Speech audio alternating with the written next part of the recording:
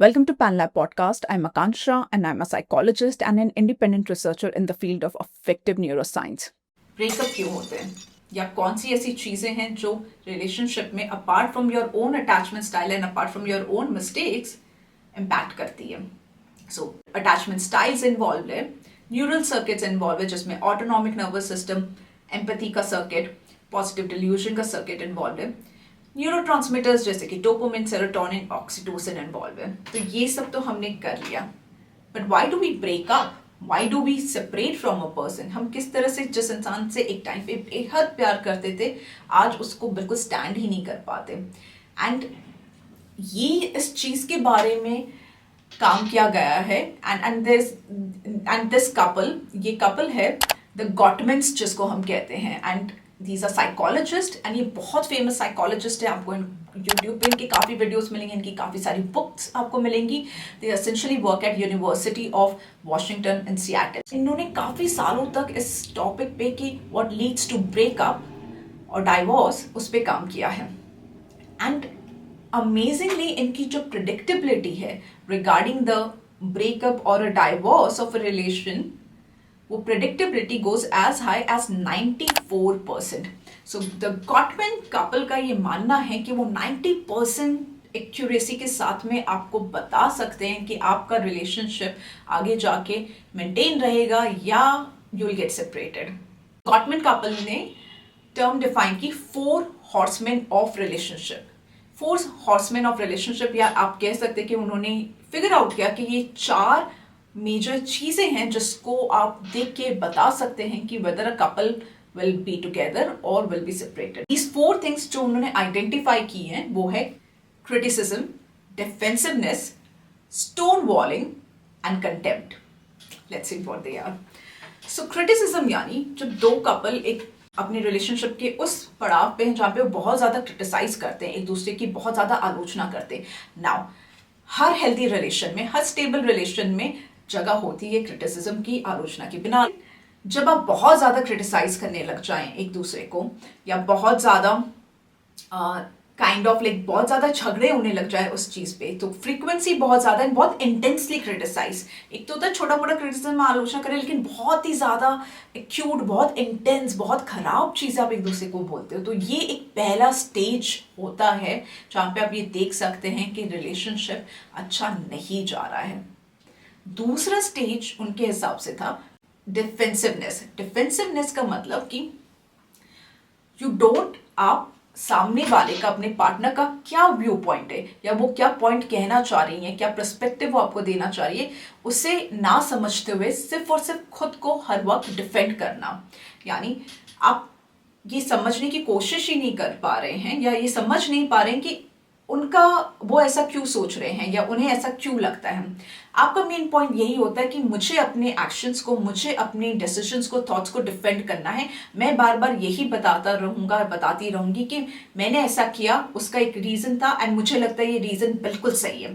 फिर चाहे सामने वाला कोई कहना चाह भी रहा है कि आपके हिसाब से ये रीजन सही है, लेकिन मुझे नहीं लगता ये सही है क्योंकि मेरे साथ में ये चीज है एंड वो इस चीज को मैच नहीं हो रहा है. But you don't pay attention to their things, you don't pay attention to what they think about certain things. All you want is your things and you keep defending that. And इसको आप एक as a lack of empathy भी कह सकते हैं कि जहां पे आप ये सेंस ही नहीं कर पा रहे हैं कि अगला वाला किस चीज से गुजर रहा है या उससे क्या समझ में आ रहा है. आपको बस यही लग रहा है कि मुझे अटैक किया जा रहा है तो मुझे अपने आप को डिफेंड करना है एट एनी कॉस्ट. जबकि रिलेशनशिप में कोई किसी को अटैक नहीं करता और नहीं करना चाहिए. इनफैक्ट अगर आप कर भी रहे हैं देन स्टॉप. सो रिलेशनशिप में कोई एक दूसरे को अटैक नहीं करता या नहीं करना चाहिए, तो वहाँ पे डिफेंस वाली बात नहीं होती है. वहाँ पे एक दूसरे को समझने वाली या सामने वाले के व्यू पॉइंट को समझने वाली बात होती है. तो उनके हिसाब से ये एक दूसरा पॉइंट होता है देखने का कि रिलेशनशिप खराब होता जा रहा है. तो क्रिटिसिज्म के बाद में डिफेंसिवनेस एंड उसके बाद में स्टोन वॉलिंग. स्टोन वॉलिंग मतलब आप अपने रिलेशनशिप के उस पड़ाव पे आ गए जहाँ पे आपने अपने पार्टनर की इमोशनल नीड्स को या रिक्वेस्ट को कंप्लीटली कट ऑफ कर दिया है.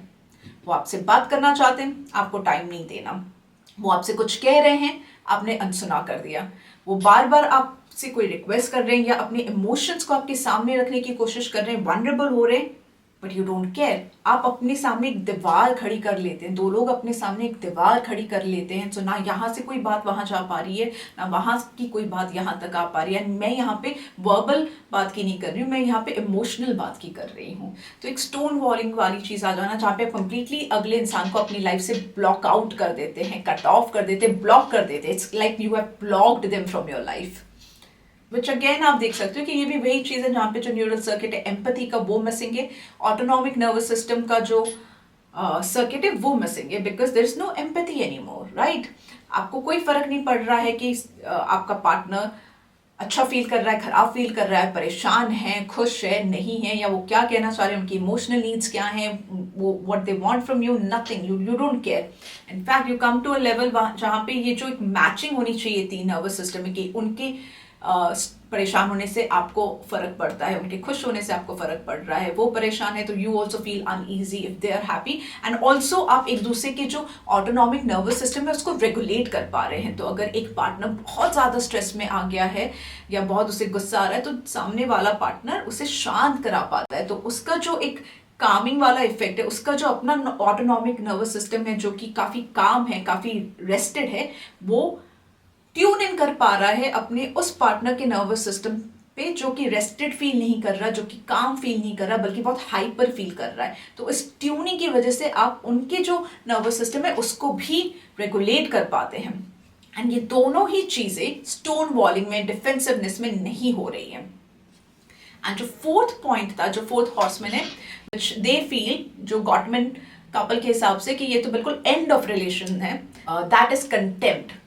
कंटेम्प्ट मतलब किसी इंसान को या अपने पार्टनर को कंप्लीटली वर्थलेस समझ लेना, यानी उनको अपने से इतना छोटा, इतना beneath समझ लेना कि आपको लगता ही नहीं कि वो डिजर्व करते हैं आपका टाइम, आपका एफर्ट। इनफैक्ट आपको ये लगता भी नहीं कि उनको आपकी लाइफ में होना चाहिए।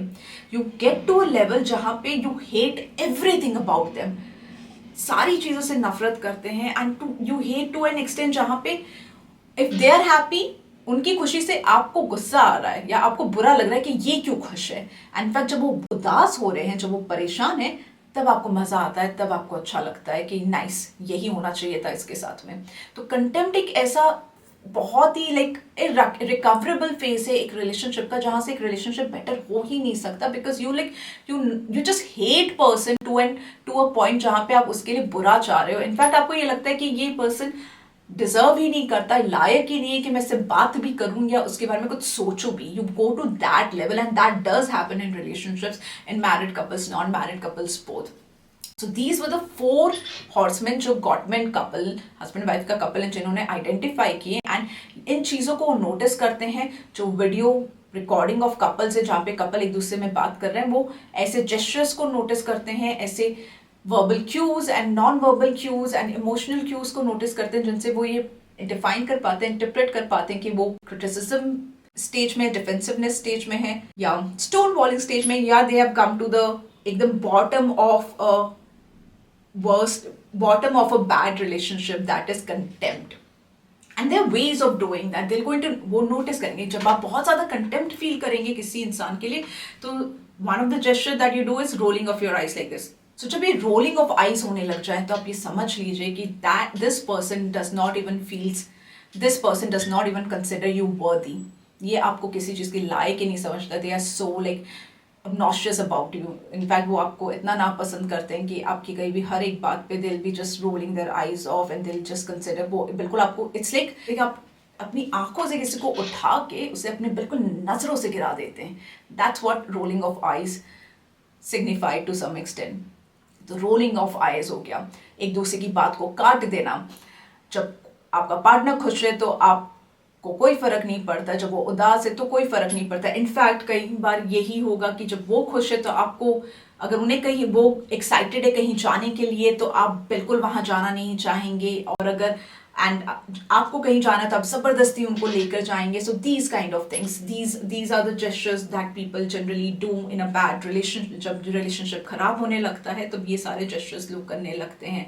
Are one podcast on love, relationship, attachment styles, जहाँ पे हमने मेजरली फोकस किया कि अटैचमेंट स्टाइल्स क्या होती है, किस तरह से वो वायर्ड होती हैं न्यूरल सर्किट्स में आपके बचपन में, डिपेंडिंग अपॉन किस तरह का आपका रिलेशन रहा है अपने प्राइमरी केयर गिवर अपने पेरेंट के साथ में, और किस तरह से वो सेम न्यूरल सर्किट्स फिर से रीयूज होते हैं, रीपर्पस होते हैं आपके एक अडल्ट रोमांटिक रिलेशनशिप में। एंड कैसे इन रिलेशनशिप स्टाइल्स को, या मोर इम्पॉर्टेंटली अटैचमेंट स्टाइल्स को आप जान के ये समझ सकते हैं कि you can change, you can get better, क्योंकि ये प्लास्टिक है। इनफैक्ट अगर आप किसी दूसरे अटैचमेंट स्टाइल के पर्सन के साथ में हैं तो वो भी अफेक्ट करता है। एंड किस तरह से आपकी बायोलॉजी एंड आपका ब्रेन मैकेनिज्म इतना इंपॉर्टेंट रोल प्ले कर रही है इन दिस होल कि आप किसे पसंद करते हैं, किसे नहीं पसंद करते, किसकी तरफ अट्रैक्ट होते हैं, किसकी तरफ अट्रैक्ट नहीं होते, किस टाइम पे आपको कैसा फील हो रहा होता है। एंड ऑल्सो हमने जाते जाते बहुत ब्रीफली ये भी डिस्कस किया कि जो गॉटमेंट कपल है उनके हिसाब से कौन से ऐसे पैरामीटर्स हैं, कौन से ऐसे पॉइंट्स है जिनको आपको कंसिडर करना चाहिए ये समझने के लिए कि हाँ आपका रिलेशनशिप एक डाउनफॉल वाले पाथ पे निकल चुका है, क्योंकि ये चीज़ें होने लगी। तो जितना जल्दी आप इंटरवेंशन करके उसमें कुछ सुधार ला पाएंगे उतना बेहतर आप एक रिलेशनशिप मेंटेन कर पाएंगे। थैंक यू सो मच कि आपने पैन लैब पॉडकास्ट को सुना। अगर ये जानकारी आपको यूज़फुल लगी है तो प्लीज़ इसे सब्सक्राइब कीजिए और उन लोगों के साथ शेयर ज़रूर कीजिए जिससे इनको फ़ायदा होगा। मेरा नाम आकांक्षा है और मैं एक साइकोलॉजिस्ट और एक रिसर्चर हूँ फील्ड ऑफ अफेक्टिव न्यूरोसाइंस में।